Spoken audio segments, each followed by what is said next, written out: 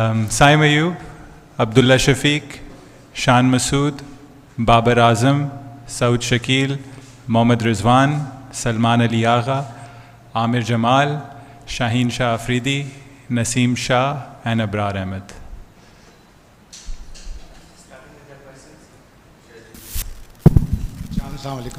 शान, स्टोक्स के बगैर इंग्लैंड की टीम कितनी वल्नरेबल है? You think they will stroke less fire in the absence of Stokes, और जो श्रीलंका ने रास्ता दिखाया हमें ओवल टेस्ट का, क्या उस पर कैपिटलाइज हो सकता है? शायद भी देखें, बेन स्टोक्स की जो क्वालिटी है हम सबको पता है कि दुनिया के टॉप ऑलराउंडर्स में वो बेशुमार होते हैं, लेकिन इंग्लैंड ने उनके बगैर भी खेला है और ना सिर्फ अभी, पहले भी उनके बगैर काफ़ी खेला है। और उनकी स्ट्रेंथ्स जो होती हैं वो एक बंदे से ना कम होंगी, ना मतलब उसमें कोई ऐसा इजाफा होगा। अगर आप उनकी प्लेइंग 11 देखें, काफ़ी बैलेंस्ड है। उनके पास ऑलराउंडर्स हैं जो बैटिंग भी करते हैं, 2 स्पिनर्स भी खेल रहे हैं। जो रूट एक एक्स्ट्रा ऑप्शन देती है स्पिन में, 3 फास्ट बॉलर्स हैं, बैटिंग डीप है। तो जी, उनको लॉस इंडिविजुअल का ज़रूर होगा, लेकिन फिर भी 11 की साइड है, 16 का स्क्वाड है, काफ़ी कंपेटिटिव है। तो श्रीलंका ने कुछ चीज़ें दिखाई, लेकिन देखें ये कंडीशंस कम्प्लीटली डिफरेंट हैं। पाकिस्तान में सीरीज़ हो रही है, अगर हमें किसी चीज़ से लेसन्स लर्न करने चाहिए या इंस्पिरेशन ड्रॉ करनी चाहिए, वो एक तो अपनी जो लास्ट सीरीज़ इंग्लैंड के साथ हुई थी, इस ग्राउंड पे भी हम खेले थे, काफ़ी करीब आए थे टेस्ट मैच जीतने से। तो हमें हमेशा अपने माइंड में रखना चाहिए कि हम क्लोज थे उस सीरीज़ में, अपॉर्चुनिटीज़ थी जीतने की, और वही एक मिस्टेक है जो आई थिंक हमने एज ए टेस्ट स्क्वाड काफ़ी रिपीट की है, जो मेरे टेन्योर में भी हुई है कि मैच विनिंग पोजीशंस में आके हमसे मैचेस स्लिप हुए हैं। तो हमारे लिए एज ए साइड अपनी स्ट्रेंथ पे फोकस करना है, किस तरीके से हम जो इंग्लैंड की प्लेइंग 11 है उसको टैकल कर सकते हैं और अपनी बेहतरीन क्रिकेट खेलें 5 दिन। इंग्लैंड ने हमने देखा है कि टेस्ट में जो है एग्रेसिव क्रिकेट खेलता हुआ आ रहा है, और यही उनकी जीत की वजह भी बन रही है। तो इस हवाले से क्या प्लान बनाया है पाकिस्तान ने, और किस तरह से आपके हवाले से क्या अप्रोच होगी? देखिए, हमें उनका स्टाइल पता है कि उन्होंने किस स्टाइल से क्रिकेट खेलनी है, but at the end of the day हम क्या कर सकते हैं उसको टैकल करने के लिए, हमारी क्या स्ट्रेंथ्स हैं। हमें लगता है कि हमने अपनी प्लेइंग 11 में भी एक क्लैरिटी रखी है, कंडीशंस देखते हुए, ऑपोजिशन देखते हुए। आज हमने इसलिए साइड अनाउंस की है क्योंकि हम अपने माइंड में क्लियर हैं कि ये एक बेस्ट 11 है, ये एक हमें बेस्ट बैलेंस मिलता है। अगर एक आध चीज़ पिन पॉइंट कर सकूँ, आमिर जमाल के आने से हमें सीम डिपार्टमेंट में हमें एक एज मिलता है, प्लस उन्होंने अपनी बैटिंग कैपेबिलिटीज़ भी दिखाई थी ऑस्ट्रेलिया में। और बाकी हमने कोशिश की है कि हम ज़रा सी अपनी प्लेइंग 11 में कंसिस्टेंसी रखें, मौका दें, क्योंकि ये वो इंडिविजुअल्स हैं जिन्होंने पहले भी परफॉर्म किया हुआ है, पाकिस्तान को मैचेस भी जिताए हुए हैं। और बस एक एज ए साइड क्लिक की बात है कि एक हम अच्छा इधर स्टार्ट लें जो हमें as a side test side momentum दे सकती है। अच्छा शान, बड़ा पॉजिटिव नज़र आए हैं आपने आज प्लेइंग 11 का भी ऐलान कर दिया है।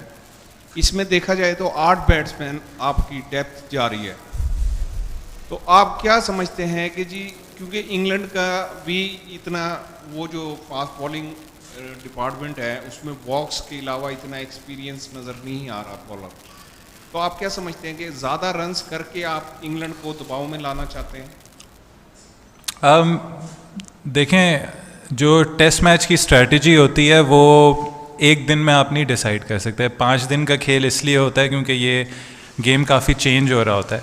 तो जब भी आप प्लेइंग 11 या इवन स्क्वाड अनाउंस करते हैं, आप पूरी सीरीज़ को देखते हैं, आप पूरे 15 दिन को देखते हैं, और आप कहते हैं कि जब भी कोई चेंजेस आएंगी सिचुएशन में जो टेस्ट क्रिकेट में हर दिन आती हैं, हम इन सिचुएशंस को कैसे टैकल कर पाएंगे। जहाँ तक हमारी स्क्वाड की बात की, आप 8 बैट्समैन इसलिए खिलाते हैं। इवन हमें बांग्लादेश सीरीज़ में थोड़ा सा नुकसान हुआ कि 7 के बाद हमें उस तरीके से रन्स नहीं मिले जो हमें आमिर जमाल ने ऑस्ट्रेलिया में दिए थे। तो वो एक चीज़ थी। दूसरी, उनकी 3 मैचेस में 18 विकटें थी, उसका भी हमें लॉस हुआ था कि एक बंदा जो इंटरनेशनल स्टेज में आया उसने परफॉर्मेंसेस दी और फिर अनफॉर्चुनेटली थ्रू इंजरी वो नहीं खेल पाया। सेकेंडली, आपने स्पिन डिपार्टमेंट में कवर करना है, जो हम समझते हैं कि अब्रार और सलमान अली आगा के साथ हमें वो 2 ऑप्शंस मिलते हैं। तो आप हमेशा जब भी अपनी फास्ट बॉलिंग आप हमारी देख लें, हमने 3 सीमर्स खिलाए हैं, शाहीन शाह, नसीम शाह, आमिर जमाल के। हम चाह रहे हैं कि हमें हर डिपार्टमेंट में वो कवरेज मिले जो हमें 5 दिन कोई भी सिचुएशन है उसमें हम उसको टैकल कर सकें। जहाँ तक आपने इंग्लैंड की बात की, जी इनएक्सपीरियंस ज़रूर होता है, इनएक्सपीरियंस हमारी टीम में भी है, बट उनके पास जो उनके दूसरे 2 सीमर्स हैं, गस एटकिंसन ने अभी इंटरनेशनल क्रिकेट स्टार्ट की है, उनका स्टार्ट बहुत अच्छा रहा है। ब्राइडन कार्स इंटरनेशनल क्रिकेट खेल चुके हैं इंग्लैंड के लिए, वाइट बॉल खेल चुके हैं, कंसिस्टेंट रेड बॉल बॉलर हैं उधर डरहम के लिए। तो ये वो चीज़ें आप किसी को अंडर एस्टिमेट नहीं कर सकते, और जो चीज़ अननोन होती है उस पर आपको ज़रा वॉचफुली और केयरफुली और ज़्यादा आपने उसको एग्जामिन करना होता है, उसको उसके अगेंस्ट प्लान करना होता है, क्योंकि आपको आइडिया नहीं होता कि जब कोई नया बॉलर आता है उसकी क्या स्ट्रेंथ्स होती हैं, क्या वीकनेसेस होती हैं। तो हमारी कोशिश ये है कि जो भी ऑपोजिशन से प्लेयर उतरेगा उसको फुल रिस्पेक्ट दी जाएगी, उसके स्किल सेट को असेस करेंगे कि इन कंडीशंस में और ऑपोजिशन की स्ट्रेंथ और वीकनेस देखते हुए हम कैसे उनको टैकल कर सकें। शान, एक तरफ आपने 7 जो बैटर्स हैं उनको बरकरार रखा, हालांकि उनकी परफॉर्मेंस उस तरह की नहीं थी जिस तरह होनी चाहिए थी। दूसरी तरफ अगर हम देखते हैं तो फास्ट बॉलर्स का पूरा शोबा जो है वो तब्दील है। तो फास्ट बॉलर जितने आपको कोई उन्होंने क्रिकेट भी नहीं खेली लॉन्गर वर्जन के लिए, फिर भी वो वापस आते हैं बांग्लादेश के खिलाफ, तो क्या उनके ऊपर प्रेशर होगा या आपको एतमाद की वजह से आपने उनको रखा है?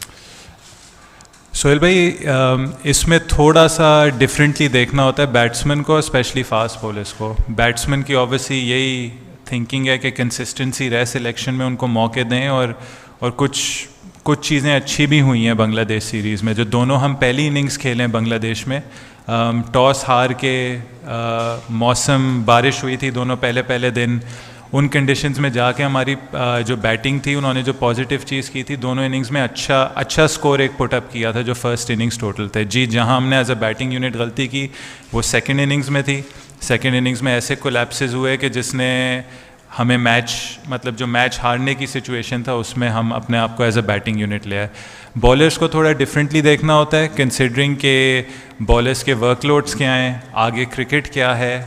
अगर आप देखें इस सीरीज़ के बाद भी शाहीन है, नसीम है, मे बी आमिर जमाल हैं, इनको मे बी शायद वाइट बॉल क्रिकेट भी ऑस्ट्रेलिया में जो 1 डे 5-6 दिन बाद वो भी खेलना होगा। तो बॉलर्स की थोड़ी सी आप फास्ट बॉलर्स की थोड़ी सी आप उसमें रोटेशन लाते हैं, पॉलिसी में रोटेशन लाते हैं। स्पिनर्स पे आप फिर भी कंसिस्टेंट रह सकते हैं, जैसे अबरार लास्ट टेस्ट मैच खेला, हमें लगा कि उसी को ये टेस्ट मैच खेलना चाहिए।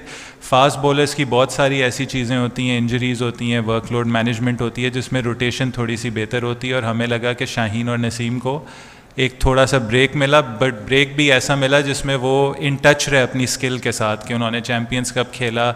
आई थिंक शाहीन ने मैक्सिमम ओवर्स किए चैम्पियंस कप में भी, तो बॉलिंग रिदम भी उसकी थोड़ी सी उसमें आई होगी। अब हमें लग रहा है कि हमें शाहीन शाह और नसीम शाह फ्रेश मिलें फ्रॉम द बांग्लादेश सीरीज़, के हम उनको ये सीरीज़ स्टार्ट करवाएं।